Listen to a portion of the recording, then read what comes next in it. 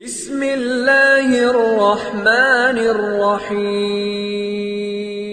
باللہ من الشیطان الرجیم، بسم اللہ الرحمن الرحیم۔ لقد جاءکم رسول من انفسکم عزیز علیہ ما عنتم حریص علیکم بالمؤمنین رؤوف الرحیم۔ اللہم صل علی محمد النبی الامی وعلی آلہ وسلم تسلیما۔ عظمت ختم الانبیاء صلی اللہ علیہ وسلم کے اگلے درس کے ساتھ حاضر خدمت ہیں۔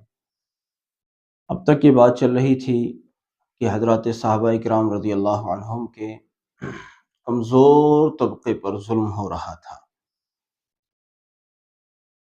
لیکن بعض ایک ایسے نام بھی ہیں جو کمزور نہیں تھے،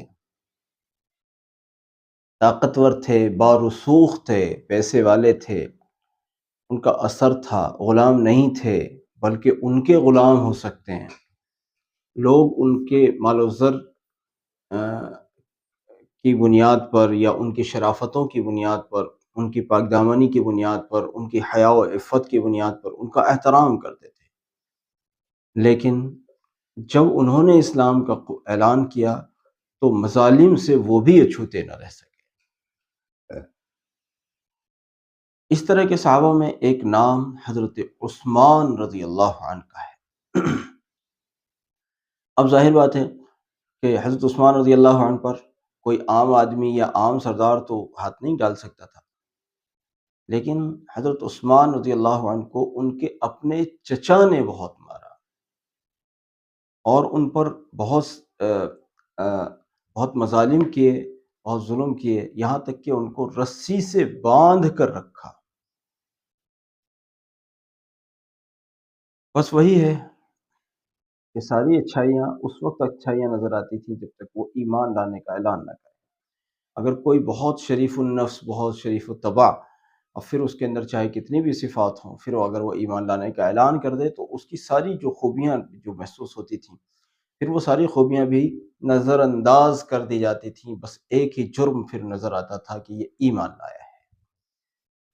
یہ بات تھی، اور اس کو بڑا جھیلا ہے صحابہ نے رضی اللہ عنہم۔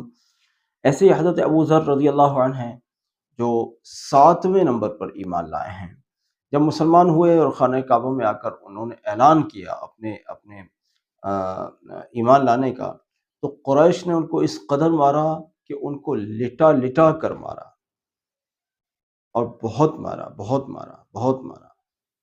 خیر، حضرت زبیر ابن عوام رضی اللہ عنہ جو 5ویں نمبر پر اسلام لائے ہیں، اور ان کے چچا تو ان کے ساتھ اس طرح کا رویہ رکھتے تھے کہ ایک چٹائی کے اندر ان کو بند کر کے ان کو دھواں دیتے تھے۔ دھواں مطلب ان کو جیسے زبردستی ان کے ناک میں، منہ میں اور ان کی آنکھوں میں دھواں زبردستی داخل کیا جاتا تھا، اور چٹائی میں ان کو لپیٹ دیا جاتا تھا۔ نہ ہاتھ چلا سکتے ہیں آپ، نہ منہ نہ پیر چلا سکتے ہیں، نہ کوئی بھاگنے کی تدبیر آپ کر سکتے ہیں۔ بس یہ ہے کہ وہ جو دھواں آپ کو زبردستی آپ کو دیا جا رہا ہے اس کو زبردستی برداشت کی۔ یہ بہت بڑا عذاب ہے، یہ دھوئیں والا بہت بڑا عذاب ہے، یہ بہت بڑا عذاب ہے۔ اللہ حفاظت رکھے۔ یہ سارا، اور آپ دیکھیے حضرت عمر رضی اللہ عنہ کے چچا زاد بھائی ہیں حضرت سعید ابن زید رضی اللہ عنہ، جب ایمان لائے تو حضرت عمر رضی اللہ عنہ جو ابھی ایمان نہیں لائے تھے، یہ اس وقت کی بات ہے جو ابھی حضرت عمر رضی اللہ عنہ ابھی ایمان نہیں لائے تھے، تو اس وقت میں سعید ابن زید رضی اللہ عنہ ان کو رسیوں سے باندھ دیا حضرت عمر رضی اللہ عنہ نے۔ حضرت عمر اس وقت یہ کام کرتے تھے جب ایمان نہیں لائے تھے، اور جب ایمان لے آئے تو پھر تو اہل ایمان کی وہ بہت بڑی تقویت کی وجہ بنے تھے۔ لیکن یہ سارے کے سارے جلادانہ جو مظالم تھے، یہ سب کے سب وہ تھے کہ اتنے سارے مظالم برداشت کرنے کے باوجود کوئی ایک بھی شخص ایسا نہیں تھا جس کے قدموں کو ذرا سی بھی لغزش آ گئی ہو، ذرا سے بھی اس کے قدم ہلے ہوں، ذرا سا بھی استقامت پر کوئی فرق پڑا ہو۔ سب کے سب مظالم کو تو برداشت کرتے رہے مگر اسلام پر جمے رہے۔ اس کے متعلق ایک عیسائی مورخ نے بہت ہی خوبصورت چند شطور لکھی ہیں۔ ان کا کہنا یہ ہے کہ جو استقامت اور جو نبی صلی اللہ علیہ وسلم کا ساتھ ان صحابہ نے دیا ہے رضی اللہ عنہم، کہ آئے ہیں، جمے رہے ہیں، کچھ بھی ظلم ہوا ہے برداشت کیا ہے، اور محمد صلی اللہ علیہ وسلم کو اکیلا نہیں چھوڑا ہے۔ یہ کہتے ہیں کہ ان کے اس طرح کی استقامت کے بارے میں حضرت عیسیٰ علیہ السلام کے جو حواری تھے، جو ابتدائی حواری تھے، جیسے نبی صلی اللہ علیہ وسلم کے ساتھیوں کو صحابہ کہا جاتا ہے، ایسے حضرت عیسیٰ علیہ السلام کے ساتھیوں کو حواری کہا جاتا ہے۔ تو کہتے ہیں کہ دیکھو، اگر یہ والی بات کوئی مسلمان لکھتا تو کہا جاتا ہے کہ صاحب آپ تفریق کر رہے ہیں، آپ انصاف سے بیان نہیں کر رہے ہیں۔ لیکن مزے کی بات یہ ہے کہ ایک عیسائی مورخ کے حوالے سے یہ بات لکھی گئی ہے۔ وہ کہتے ہیں کہ حضرت عیسیٰ علیہ السلام کے جو ابتدائی حواری تھے، جنہوں نے باقاعدگی کے ساتھ حضرت عیسیٰ علیہ السلام کے ہاتھ پر ایمان لائے تھے، جو لوگ، وہ لوگ استقامت کے میدان میں اور اپنے وقت کے نبی کا ساتھ دینے کے میدان میں ان صحابہ مظلومین کے برابر ہونے کا سوچ بھی نہیں سکتے۔ جب نبی صلی اللہ علیہ وسلم پر جو بھی مظالم ہو رہے تھے تو صحابہ برابر میں، یعنی برابر کے شریک تھے ان مظالم کو کم کرنے کی کوشش جو بھی کی جا سکتی تھی اس وقت میں، نبی صلی اللہ علیہ وسلم کا ساتھ دینے کے سلسلے میں جو بھی کوشش اس وقت میں کی جا سکتی تھی وہ بھرپور کرتے تھے۔ یہ الگ بات ہے کہ وہ بہت ہی کم تھے تعداد میں اور کمزور بھی تھے، اور اللہ کی طرف سے ابھی لڑنے جھگڑنے کی اجازت بھی نہیں آئی تھی، تو وہ ان سب کی مجبوری تھی کہ وہ خود بھی برداشت کرتے تھے اور نبی صلی اللہ علیہ وسلم کو بھی برداشت کرنا پڑ رہا تھا۔ لیکن یہ صحابہ بھاگے نہیں تھے چھوڑ کر۔ اگر ہجرت کا حکم ہوا، ہجرت کرنی پڑی، تو پھر ایسا نہیں کہ نبی جی بس آپ ہجرت کریں اور آپ جانیں، ہم اپنے پیارے وطن کو نہیں چھوڑ سکتے، ایسا نہیں ہوا، بلکہ نبی جی آپ کی خاطر ہم اپنے محبوب وطن کو بھی چھوڑیں گے۔ اور پھر وہ وطن کو چھوڑنا اور وہ دوسرے ملک میں جا کر یا دوسرے شہر میں جا کر یوں اس طرح سے سیٹل ہونا، آپ ذرا جن لوگوں نے ہجرتیں کی ہوتی ہیں ذرا ان سے جا کر پوچھیے کتنا مشکل ہوتا ہے کسی بھی دوسرے شہر میں جا کر آباد ہونا۔ کوئی جانتا ہی نہیں ہے آپ کو وہاں، اور بالکل نئے سرے سے اپنی جانکاریاں بنانی ہیں، اپنا تعارف قائم کرنا ہے، وہ سارا کا سارا بالکل نئے سرے سے جب آپ کر رہے ہوتے ہیں، وہ بالکل آسان نہیں ہوتا۔ اور یہاں تو آج کے دور میں تو یہ ہوتا ہے، ساری فیسلٹیز ہوتی ہیں، پیچھے والوں سے آپ کا رابطہ ہوتا ہے۔ ان کا تو یہ حال تھا کہ پیچھے والوں سے رابطے کا کوئی مطلب ہی نہیں ہوتا، کہ پیچھے والوں نے تو نکلنے پر مجبور کیا ہے، پیچھے والوں سے رابطے کا کوئی مطلب ہی نہیں ہوتا تھا، اور جہاں جا رہے ہیں وہاں کوئی جانتا نہیں ہے۔ انہوں نے مزید لکھا ہے کہ جب حضرت عیسیٰ علیہ السلام کو ان کے اپنے نظریے کے مطابق، ہم اہل ایمان تو یہ عقیدہ رکھتے ہیں کہ حضرت عیسیٰ علیہ السلام کو مصلوب نہیں کیا گیا، لیکن ان کے اپنے نظریے کے مطابق تو حضرت عیسیٰ علیہ السلام کو مصلوب کیا گیا نا۔ تو جب حضرت عیسیٰ علیہ السلام کو مصلوب کیا گیا تو سارے چھپ گئے، اپنی جانوں کو بچانے کے لیے چھپ گئے، حضرت عیسیٰ علیہ السلام کو ان کے حال پر چھوڑ دیا گیا۔ لیکن نبی صلی اللہ علیہ وسلم کے ساتھیوں نے کبھی ایک دن کے لیے بھی نبی صلی اللہ علیہ وسلم کو ان کے حال پر نہیں چھوڑا، بلکہ ہر وقت ہر صورت جس بھی طرح سے ہو سکتا تھا ہر طرح نبی صلی اللہ علیہ وسلم کے ساتھ کھڑے رہے۔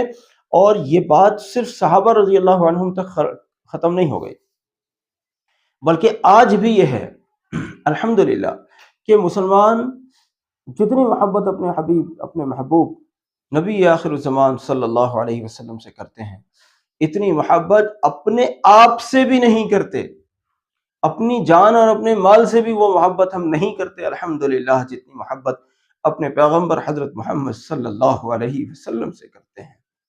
اور ہمارے جیسی کروڑوں اربوں خربوں جانیں، بلکہ اللہ کتنی بھی جانیں دیں، ہر جان نبی صلی اللہ علیہ وسلم کے نام ہے، اور یہ ہر مسلمان کا جذبہ ہے بھی اور ہونا بھی چاہیے۔ حضرت عیسیٰ علیہ السلام کے ساتھیوں میں یہ بات نہیں تھی، یہ عیسائی مورخ نے لکھا ہے۔ وہ تو چھپ گئے تھے جب ان کو مصلوب کرنے کے لیے قید کیا گیا، اور جب ان کے نظریے کے مطابق جب ان کو مصلوب کیا گیا تو حواری نہیں تھے، جبکہ صحابہ رضی اللہ عنہ، ایک صحابی رضی اللہ عنہ کو بدلے میں کچھ تھا، وہ ہم آگے بتائیں گے انشاءاللہ، بدلے میں ان کو سولی دی جا رہی تھی، مکہ مکرمہ کے لوگ ان کو پکڑ کر لائے اور ان کو بدلے میں جو ہے ان کو مصلوب کیا جا رہا تھا، ان کو سولی پر چڑھایا جا رہا تھا۔ تو کفار مکہ نے اس وقت پوچھا کہ آپ اگر ہم سے اگر یوں کہہ دیں کہ ہم میری جگہ پر محمد صلی اللہ علیہ وسلم کو لا کر نعوذ باللہ نعوذ باللہ نعوذ باللہ ہزاروں لاکھوں بار نعوذ باللہ کہ نعوذ باللہ میری جگہ پر مصلوب کیا جائے تو ہم تمہیں چھوڑ دیں گے.